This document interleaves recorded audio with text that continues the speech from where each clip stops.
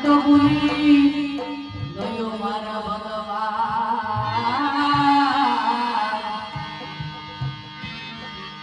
એ આવે છે રે આવે છે રે તો નંદનો ગોપાલ કાન આવે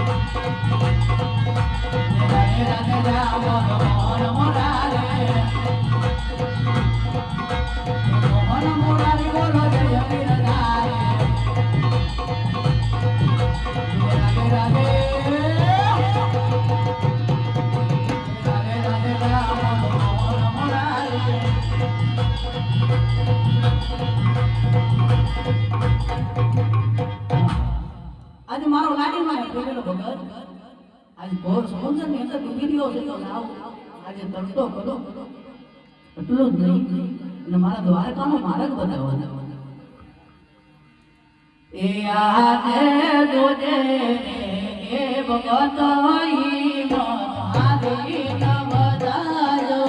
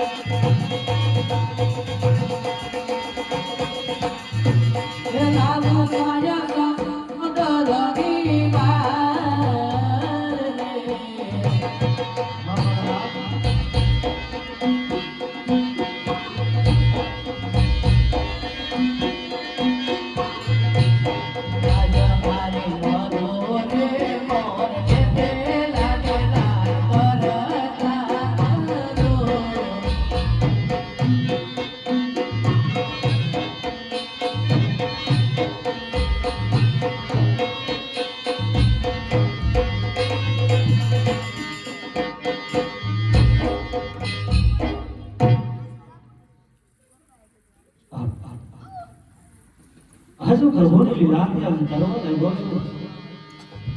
સામે સોનાના દેવળ દેખાય છે. હજુ સોનાના સિંહાસન ઉપર દ્વારિકાનો નાથ બેઠો. કાળા માથાના માનવી ઉપર સંકટ આવે તો સમજાયું, પરંતુ ત્રિલોકના નાથના દર્દ છોડતો નથી. આજે લલાટે બાટા બાંધ્યા છે, રુધિરની ધારા વહી નીચે આવા માર્ગ મારા પ્રભુને કોને કરાય છે? સારું જાણો શું તો સુરા. અરે પ્રભુ, આજે કાળા માથાના માનવી ઉપર સંકટ આવે તો સમજાયું મારા નાથ, પરંતુ આપ તો ત્રિલોકના નાથ છો, છતાં આપને દર્દ છોડશો નથી પ્રભુ. આજે લલાટે બાટા બાંધ્યા છે, રુધિરની ધારા વહી છે પ્રભુ. આ ભક્તરાજ, આવા માર્ગ તમને કોને કર્યા મારા નાથ? આ ભક્તરાજ, આજે મારો લાડીલાનો પ્રેમીનો ભગત આજે મારા દ્વાર સુધી આવ્યો ભક્તરાજ. સતી વાત છે પ્રભુ. તો આજે લાડુ કેલા મારે ઇનામ મળ્યા છે ભક્તરાજ. આજે એનાથી સંતોષ ન મળ્યો. શું વાત કરો છો પ્રભુ?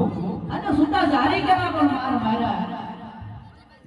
હા પ્રભુ, એ લાડુના ધાર મારનાર બીજો કોઈ નહીં, પરંતુ હું શું મારા નાથ માટે આ જાતનો ગુનો પ્રભુ આજ મારો માફ કરો. આ ભક્તરાજ, માફ કરો મારા નાથ. ભક્તના કોઈ ગુના હોતા નથી ભક્તરાજ. આજે આવા આટલા દુઃખ વેઠી, આવા કષ્ટ વેઠી દ્વારકામાં આવવાનું કંઈક તો કારણ હોય ને ભક્તરાજ. અરે મારા નાથ, આજ ત્રિલોકનો નાથ જો એમ કહેતો હોય, આટલા દુઃખ વેઠી આજ આપના દ્વાર સુધી આવવાનું કારણ કહેતો હોય પ્રભુ. આ ભક્તરાજ, તો સાંભળો પ્રભુ, એક સ્વાર્થ અને એક પરમાર્થ માટે અહીં આવ્યું છે મારા નાથ. આ ભક્તરાજ, તમારું સ્વાગત રાખે શું અને તમારા મંદિરે શું? હા પ્રભુ, હા, આપની લીલા પર અપરંપાર છે. ત્રિલોકનો નાથ જો એમ કહેતો હોય કે સ્વાર્થ એટલે શું ને પરમાર્થ એટલે શું, ખરેખર જો આપણે મારા મુખે સાંભળવું હોય ને પ્રભુ, આપણે સાંભળો. સ્વાર્થ કહેતા કે હું પાપી પેટે વાંચ્યો છું મારા નાથ, અને જો મારા પરમાર્થની વાત કરું ને તો આજે મારી મારવાડની ભૂમિ ઉપર ભૈરવા નામનો રાક્ષસ આજે 12 ગામ સુધી હાહાકારમાં આવી ગયો છે પ્રભુ. આ ભક્તરાજ, પશુ પક્ષી એ મનુષ્ય જેવી જાત રહેવા દેતા નથી પ્રભુ. આ ભક્તરાજ, માટે આમનો ઉપાય કંઈક કરો પ્રભુ, આમનો ઉપાય કંઈક કરો મારા નાથ. આ ભક્તરાજ, જેનું નામ છે એનું નાશ અવશ્ય છે ભક્તરાજ. માટે મારી અમર માનવામાંથી આજે પેલા પુષ્પો આપું છું. હા પ્રભુ. એવા અમર વેદાની ના તમને પેલા પુષ્પો આપું રે.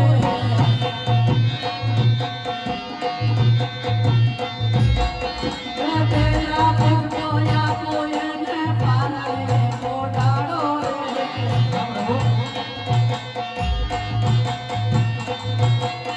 એ પારણે પોડાડે નવ નવ માંથી ભરજો રે.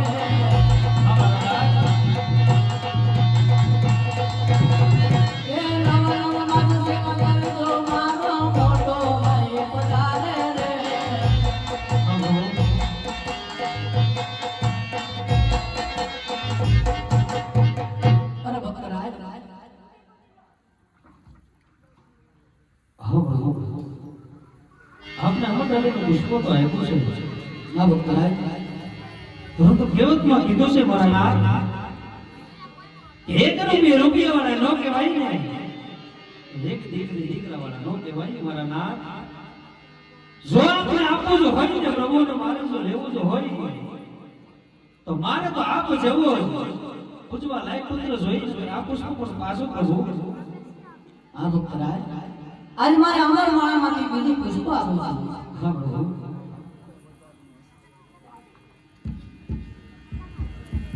એ આજે અમારા લાલીના બીજા પુષ્પ આપો. હા ઠાકર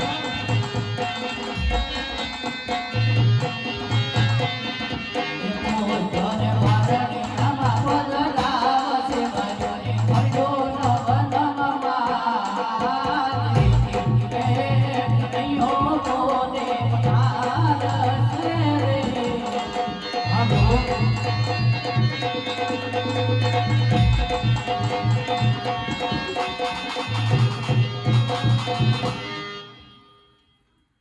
અરે પ્રભુ આ ભક્તરાજ હવે અમરડાલીના પુષ્પ આવ્યા છે આ ભક્તરાજ આ પુષ્પમાંથી બાળકનો જન્મ થાય તેમના નામ શું રાખો પ્રભુ આ ભક્તરાજ રાખજો ને રાખજો વીરમ દેવડા નામનો.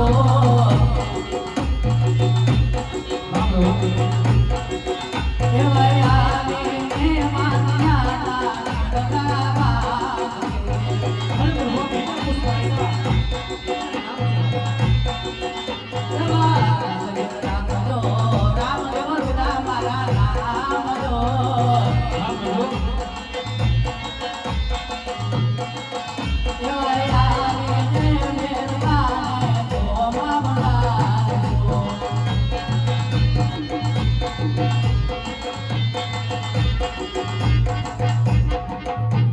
અરે પ્રભુ આપ આવો તો એક શાંત સ્થિતિ નિશાની આપો પ્રભુ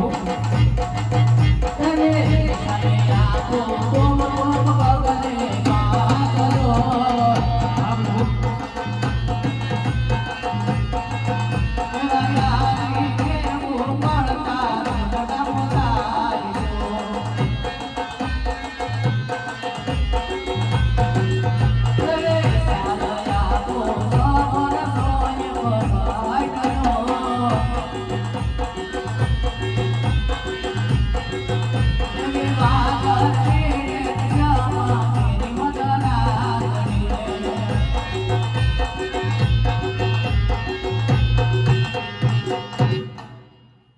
હવે મનની અંદર કોઈ સંકોચ હોય તો કયો ભક્તરાજ. હા પ્રભુ અમરને ભવ્ય પુષ્પ આપ્યા નામ નિશાની આ ભક્તરાજ પરંતુ હજુ પણ મને વિશ્વાસ નથી પ્રભુ કારણ કે કહેવતમાં કીધું છે કે કૃષ્ણ કાળીઓ છે કપટી છે વાત ધરાવી ને ફરી જાય છે માટે આપણે જમણા હાથનું વચન આપો ને પ્રભુ હસમાં એમ થાય કે નહીં કાળીએ ઠાકરે કીધું સત્ય આ ભક્તરાજ આજે મારા જમણા હાથના વસન પણ તમને આપું છું. અરે પ્રભુ વચન આપને સો વખત વિચાર કરજો હજી અજમલ તારી ભક્તિ માં રંગાઈ ગયો રે. યાદ પ્રભુમાંથી દીકરો તમારો બની ગયો રે. હા પ્રભુ